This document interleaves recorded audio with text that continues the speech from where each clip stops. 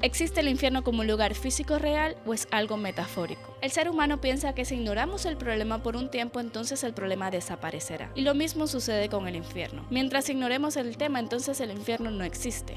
Pero, ¿por qué tenemos que preocuparnos tanto por el infierno? Quédate viendo este video hasta el final porque las verdades del infierno pueden hacer sacudir tu conciencia. Tristemente, cuando mueran muchas personas van a ir al infierno. Y parece que hoy la mayoría de las personas, asistan o no a una iglesia, no creen que el infierno sea real. Nos cuesta tanto creer en el infierno porque muchas iglesias prefieren no hablar sobre esto y prefieren hablar de temas que son más agradables al oído, como de bendiciones, prosperidad, sanidad, riqueza, abundancia, etc. Volviendo al tema, sabemos por la Biblia que el infierno es un lugar de tormento eterno donde Dios ha quitado su misericordia y su ira se ha revelado como un fuego eterno atormentando a los que son condenados, tanto física como mentalmente por los siglos de los siglos. ¿Realmente puedes imaginar el horror de que cada parte de tu cuerpo sea expuesto a un fuego y atormentado durante la eternidad? ¿Cuánto tiempo aguantarías este castigo? Cristo dice que ahí será el lloro y el crujir de dientes. Pero ¿cómo puede un Dios que es amor castigar a las personas en un lago de fuego eterno? Y el asunto es que si no entendemos completamente lo santo que es Dios, no podemos ver lo terrible que es el pecado. Porque si viéramos el pecado como el peor de los males del mundo, comprendiéramos que cualquier pecado, por insignificante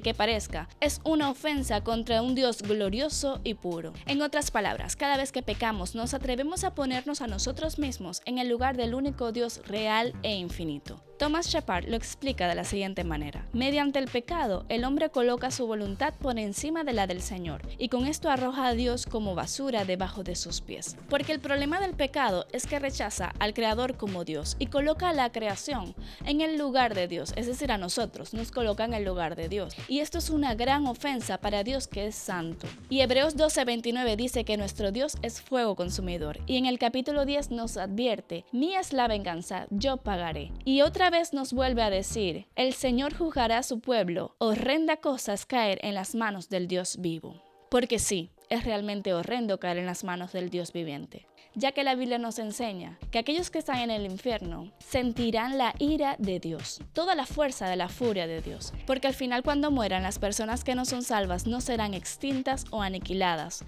aunque esto suene bastante consolador para algunas personas, pero el aniquilacionismo es totalmente en contra de la Biblia. La Biblia es clara: los creyentes estaremos con Dios en el cielo para siempre y los incrédulos en el infierno para siempre. Por eso tampoco quiero que te engañes con el universalismo, donde todos los hombres al final serán salvos, porque esto, además de ser antibíblico, hace innecesaria la obra redentora y sustitutiva de Cristo en la cruz. La destrucción eterna en el infierno no es injusta. En el infierno solo habrán personas que siempre han querido estar ahí. Jesucristo explica que nadie puede venir a Él si no le fuese dado por el Padre, porque Dios es quien atrae a las personas para la salvación y nadie puede resistirse a la gracia de Dios. Pero no le tengas más miedo al infierno del que le deberías tener al pecado, que es nuestro enemigo. Decir que eres cristiano e ir a una iglesia no es suficiente. Debes tener a Cristo en tu corazón y nacer de nuevo. Vivir una vida en santidad para Dios es la única manera de permanecer alejados del pecado. Así que no vivas para complacer tus placeres momentáneos. Acércate a Dios y búscalo